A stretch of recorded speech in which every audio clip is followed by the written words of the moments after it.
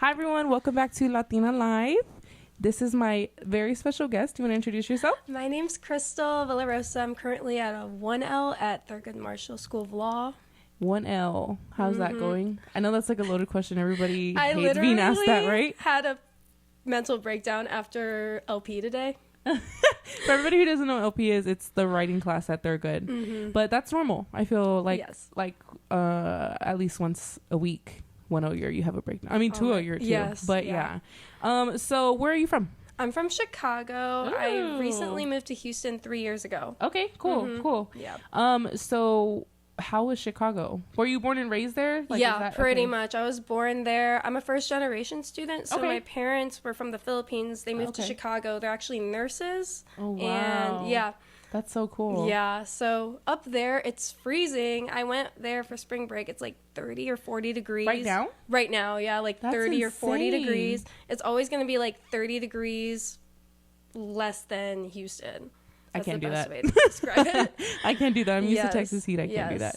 I want to talk a bit about you being a 1L. So what is like your favorite part of 1L? And then obviously we're going to talk about my favorite part of 1L is probably telling everyone I'm in law school right now.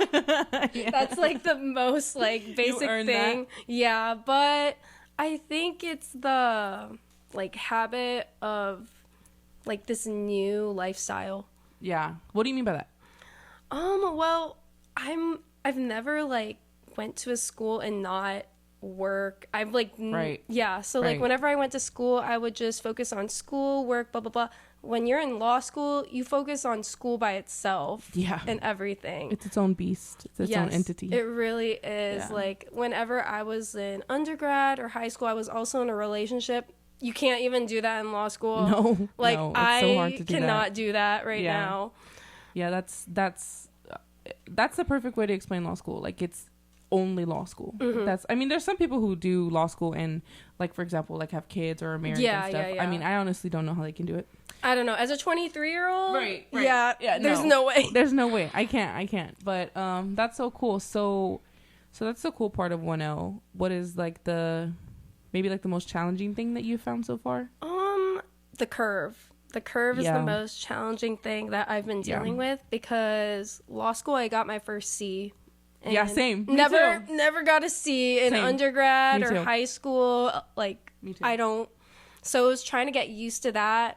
Definitely, if you have imposter syndrome, that's gonna like. Yeah. And we're kind of nearing the end of 1L. I know, it doesn't feel like it. I think we have like 4 or 5 weeks left of class, then we have our finals. How does that feel?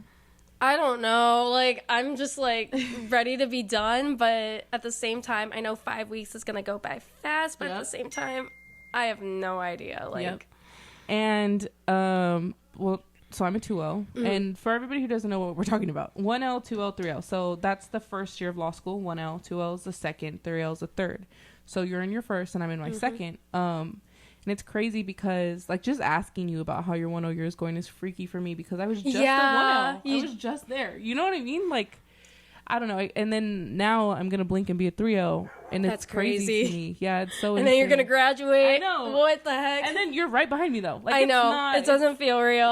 Right? It's so crazy to me. But I think that it's going to be so cool to see your class because y'all were our 1Ls become, like, full-blown attorneys, you know, because we got to see you guys go through orientation. You know, it's gonna be so cool. It's gonna be so cool.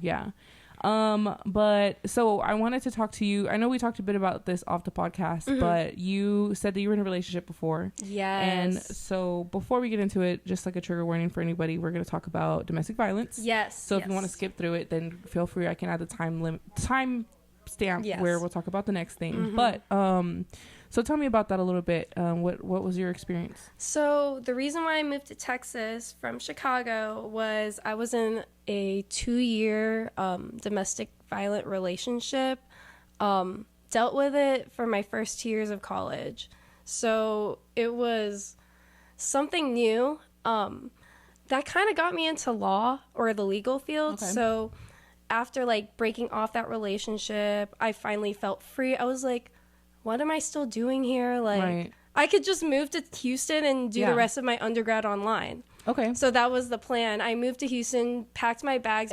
Like a month before we broke up, he hit me, and that's kind of like a wake-up call, right, which kind of got me like, okay, I need to end it. So we ended it. A month later, I moved to Houston, and I started working with an attorney, and that attorney was from Thurgood. He graduated like a long time ago, but kind of got me into the law and the legal field. Right. I was really open to him about my domestic violent relationship, and he was very understanding, and he was like, you know what, like the way you're so persistent and everything, right, have you thought about law school? And I was like, no, I honestly thought I was so dumb for that. Like, I was like, there's no way. Like, I'm not smart enough for that. Like, that's what it was in my head. In your head, yeah. And then he was like, you should take the LSAT, just see how you do. And I was like, okay, let's see. I studied like 6 months for the LSAT, took it, got a decent score, and then wanted to retake it 6 months later. I got 13 points higher than my... Yep.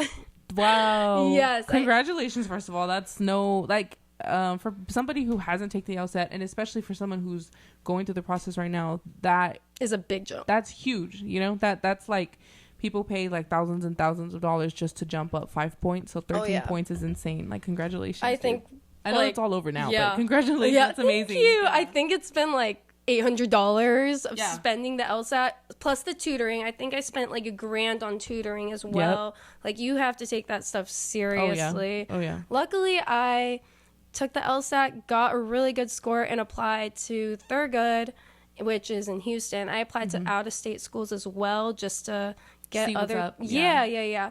Got accepted to a California and a South Carolina school. And then I really wanted to stay in Houston because the diversity. I've made a really good group of friends, too. I didn't want to leave after, like, a couple years. Thurgood was my last acceptance letter. What? And I was like, oh my gosh, I'm staying in Houston. That's so crazy. Yeah, so that was like the school crazy. I've been waiting for. Right. Just because it was in Houston, and I really liked it, and I've known the attorney there. Right. So. Right. That's so crazy.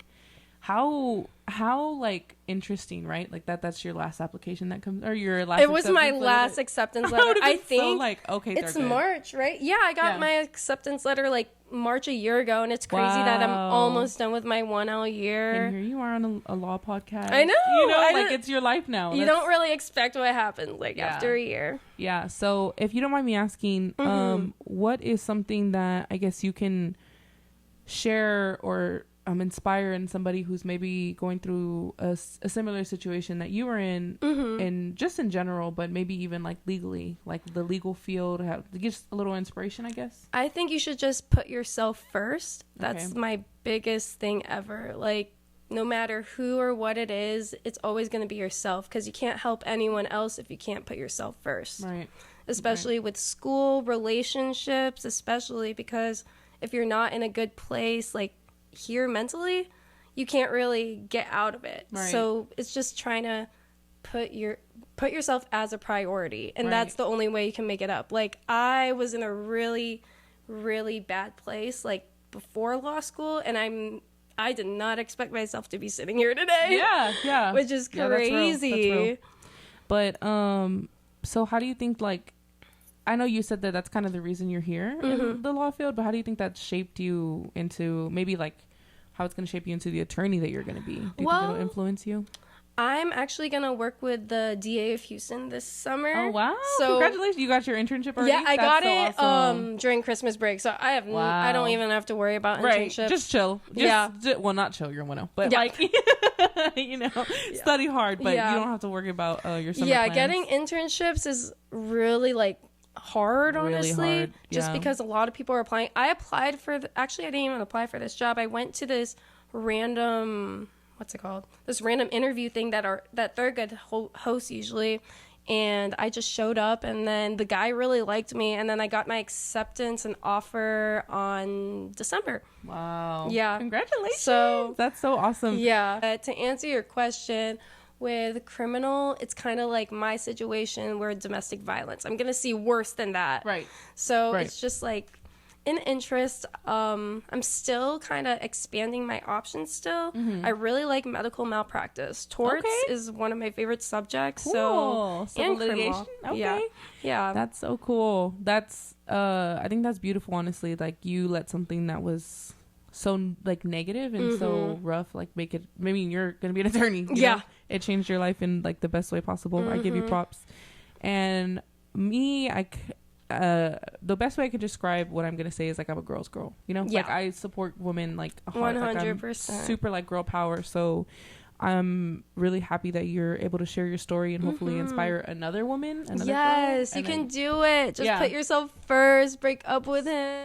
Moving to Houston, so you were alone, right? You said you were alone. Yeah, I've been living alone for almost 3 years. Everything by myself. So what was like the hard for? I can share my experience when you're done. But what was like the hardest part about that change, like just moving by yourself? Would you say was hard for you? At first it was like really exhilarating. I was so excited, and then once I settled down, like got everything kind of in place, like I finally sat in my thoughts, and I'm missing my parents, everyone. Like now it's just like, oh my gosh, I don't know what to do. I'm so new. But luckily I found like really good group of people. Like I had multiple jobs in Houston just trying to move around and stuff, but I found really, really good people. Like they're my support system for law school. Yeah, that's awesome. For sure. I think the hardest part for me because I moved to Houston like alone as well. So I think the hardest part was just like missing my family.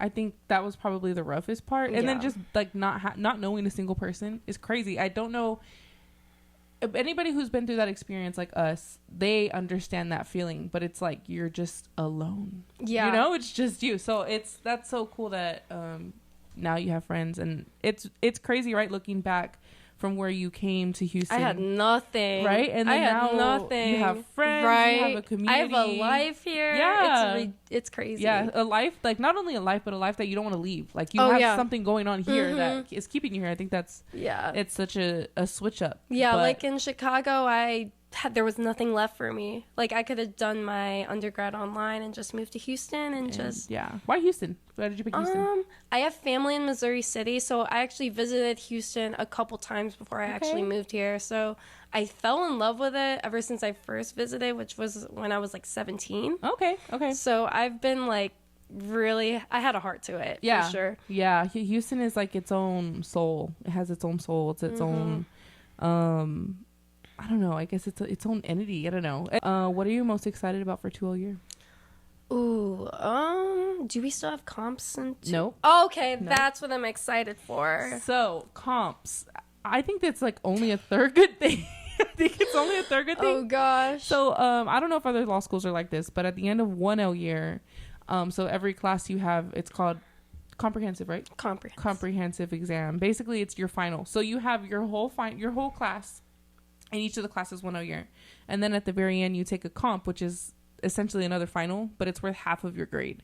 So half of it is what you do all year, half of it is the exam, and it's so much pressure. Yeah, just because Barbary makes the questions and our professors don't even make those comp questions. Yeah. So it's like...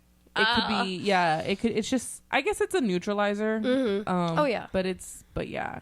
So you're 1L, right? Mm-hmm. Obviously, we covered that so many times. But like, but I wanted to talk about the curve with you. So the curve is something that law schools do. Not all law schools do it, but some law schools, majority of them will basically make like, so the 1L class, they have to be a certain, so the entire class can have a certain grade point average.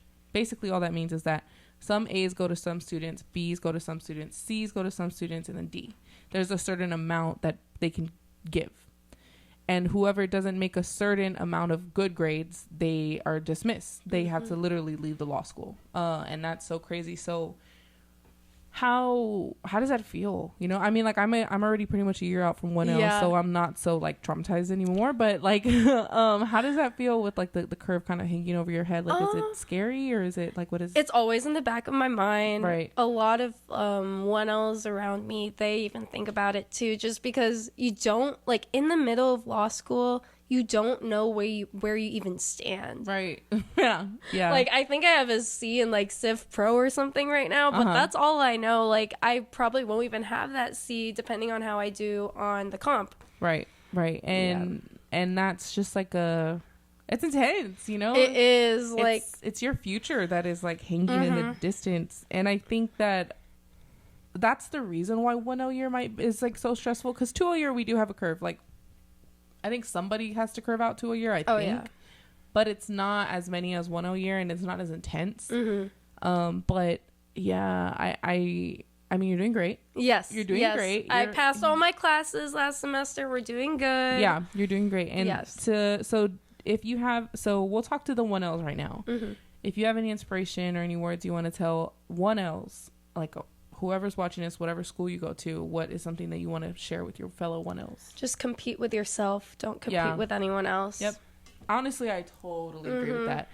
Don't worry about whatever everyone else is doing, because you'll literally go crazy. Yeah. People lie about their grades. People don't, people... That's another thing. Yeah. People will lie about their grades. Yes. So I don't even ask anyone how they did. Yeah, don't worry about it. There's no way to actually prove it for you. You know, like they know, but like people will not tell you the truth about their grades to freak you out. Like it's real. You know, those things are like really happen in law school, and man, I'm just glad to be done with 1L.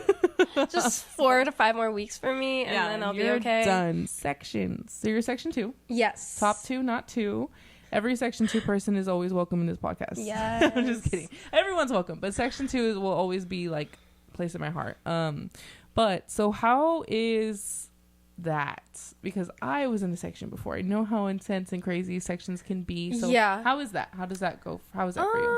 My section, they can be a little competitive. Yeah. We have those people that always want to raise their hand and answer the questions. Right. It's really entertaining, personally. Yeah, it was entertaining for me it's kind of fun just watching these people like go crazy over the professor. Like, for me at school, I'm very not quiet. Right. But I'm not gonna speak out as much. I'm very to myself. Yeah. So not a lot of people will say much, but I think it's pretty entertaining when you see when people are arguing, like there's when the section class drama. Yeah, there's a lot of section drama, like with the friend groups and stuff. Yeah. So I personally, I'm like by myself, right? And I really like that because I'm a very hyper independent person. Mm-hmm.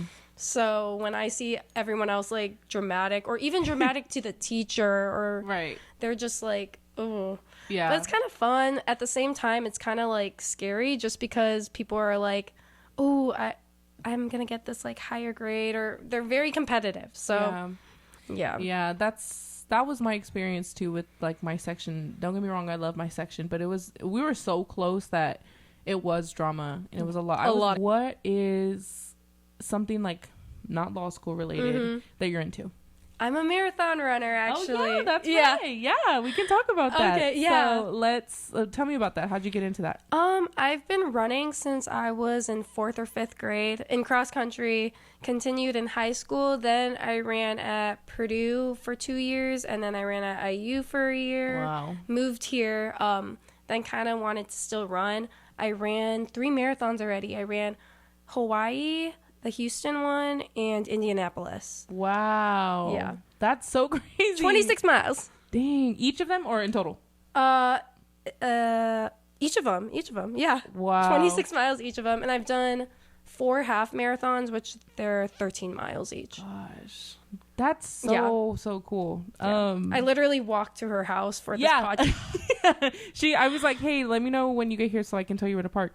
And she was like, actually, and like showed me, like she was like walking. Like that's definitely not me. I will say that. That is so dope though. I feel like for me, just the only way I can relate to that is like I like to go for walks in the park, and every time I go for a walk I'm like, man, life is worth living. Exactly. The endorphins when you're like outside and just cardio, it's the best. So that's why I do it. Yeah, that's so crazy, dude. So one of the things about 1L that I went through was like burnout.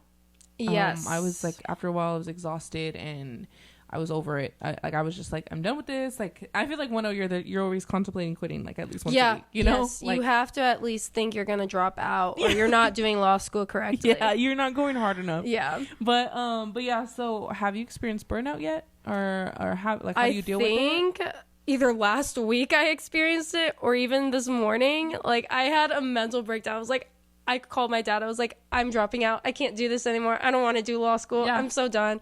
I was just being dramatic because I was like tired. Like burnout, you're exhausted. Yeah, it's not for the faint of heart. No. It's not. It's more than exhaustion even, you know? Like, you're just like, you're just done. Like, that's the best way to describe it. Like, you're just done. I'm done with this. I'm done. I'm not doing that anymore. I'm done. Right. But I think what gets me through, and then maybe you as well, is like one day at a time. No, yeah, for like, real. Honestly, for me, 1 year was 1 week at a time. And now I'm like, dude, whatever, I'm 2-0. Like, well, okay, 2 year, I won't say it's not as easy, but like for like at this point in my law school career, like I'm already almost 3-0. So like That's I have crazy. the senioritis you already, do. and I'm like, okay, I'll like if I need to read, like I'll read before class, or you know what I mean? Like it's really not intense anymore. Not for in me. 1L right now. No, can't do that. No, you can't do that. Yeah. Yeah, you have to have like a super strict schedule for 1L. Yeah. For me, at least, I had like I was always there on Friday, Saturday, Sunday. Like I was Monday through Sunday law student, and it was intense. Like it was hardcore. So I give you props. You're almost there. Almost. You're this. Almost there. I know. What? I know. That's insane. 3-0 year. Oh my gosh. So what they say about law school is 1-0 year they scare you to death, 2-0 year they work you to death, and then 3-0 year they bore you to death. So I'm ready to be bored. Yes. It's bore okay. Me. Yes. Bore me. I'm sick of this.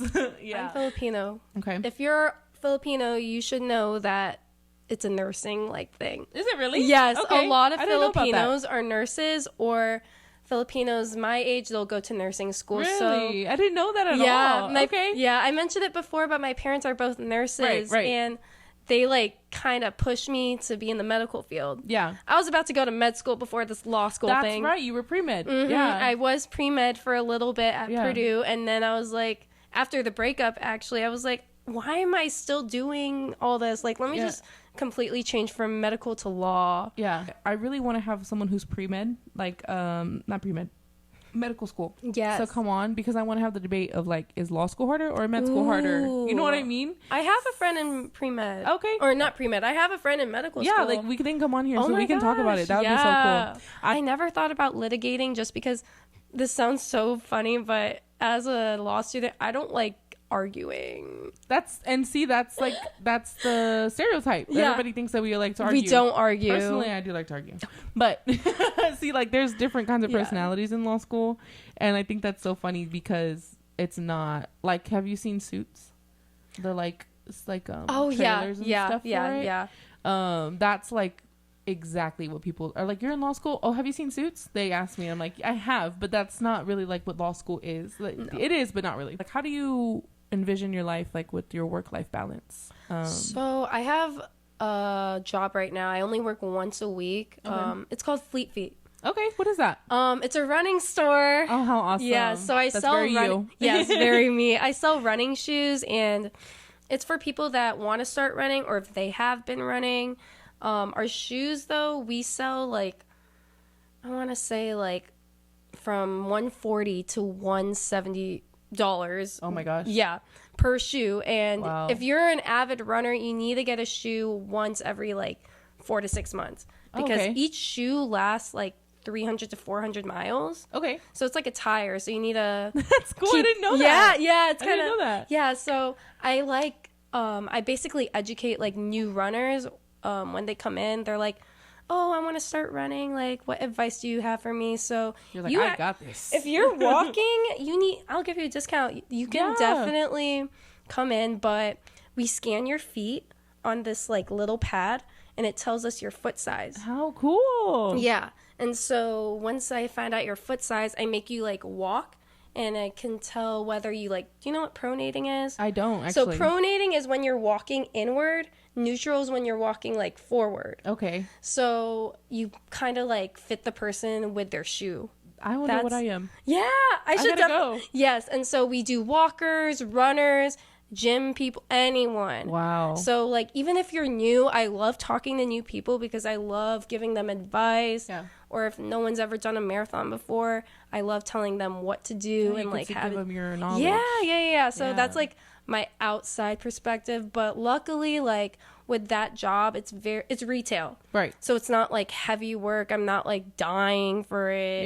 Yeah, so I only work like 7 hours like every Friday or Saturday. Oh, okay. And what's super nice about it is like sometimes we'll be so dead at work I could study for my law school. Nice. So like a lot of the times like I'm playing with my flashcards at work, or I'm like literally just I have time to study. Yeah. So you do have a balance. Yeah, that's what I learned about myself too, like balance, like with my friends, like I always see my friends at least once or twice a week. That's so just good. to have that mental state now. Like help you get through the week.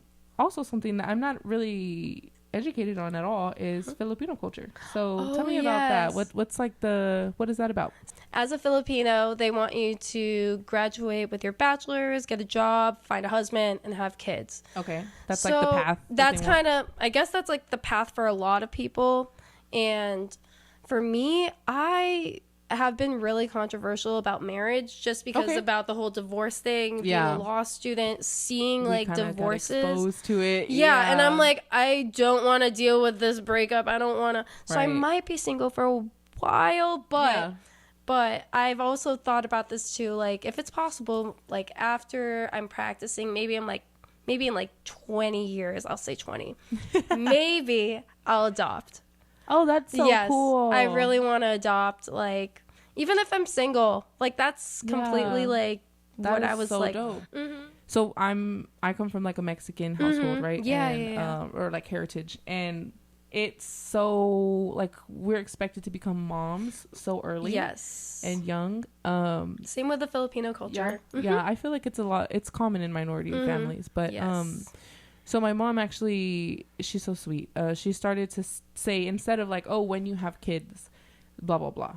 She's like, if you want kids, blah, blah, blah. Yeah. And I noticed that she started to say it. And I guess I just didn't realize how happy or welcome or like open she is.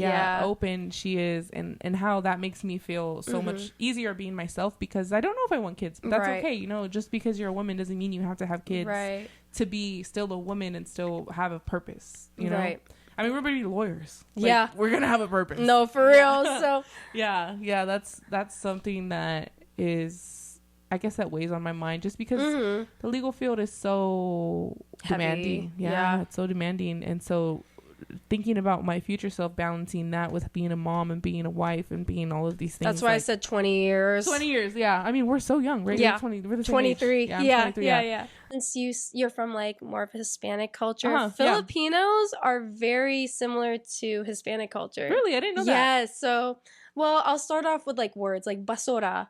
Trash. Same word. Yeah, it's the same thing. Cuchara. Oh, same really? thing. That's so cool. A lot of it's very similar. Y'all have a quinceañera when you're 16 or 15. We have a debut.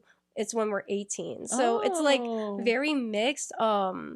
The food is pretty similar too. Wow. Yeah. That is so dope. That is so dope. Yeah. I didn't know that. And you know, it's so funny actually.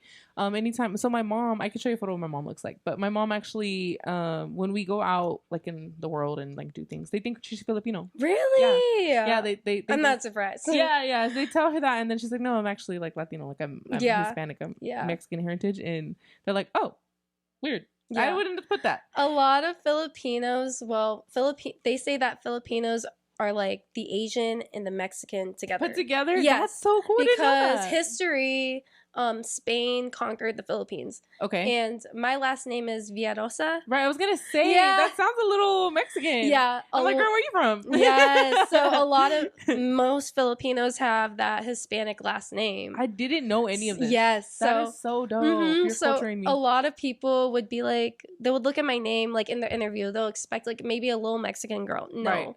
It's no. you. Yeah, It's me. this Asian girl. So Hey. Yeah. yes. That's so awesome. It's very similar. So that's probably like why I really like Houston. Yeah. Just because Houston's like the melting pot of Hispanics. Really is. It really is. So that's kind of all we have today. Thank you so much, so much for coming and sharing your story. Oh my gosh. I I hope I inspire people for sure. I mean, you inspired me. I'm so glad. As a woman, you know, and you've survived so much and you've gone through so much, and still you're still boss and you're still dope. You know, you're still doing things. I appreciate it. Next time you come on the podcast, you'll be a 2L. Yes. So oh you my can gosh. tell us about that transition, and we'll That's hear all crazy. about it. But if you would like for anyone to connect with you, I'll ask you after. You can add your Instagram and all of that. We'll put it on there. For sure. But thank you so much for Thank you coming. guys. This has been Lawtina Live. Bye. Bye.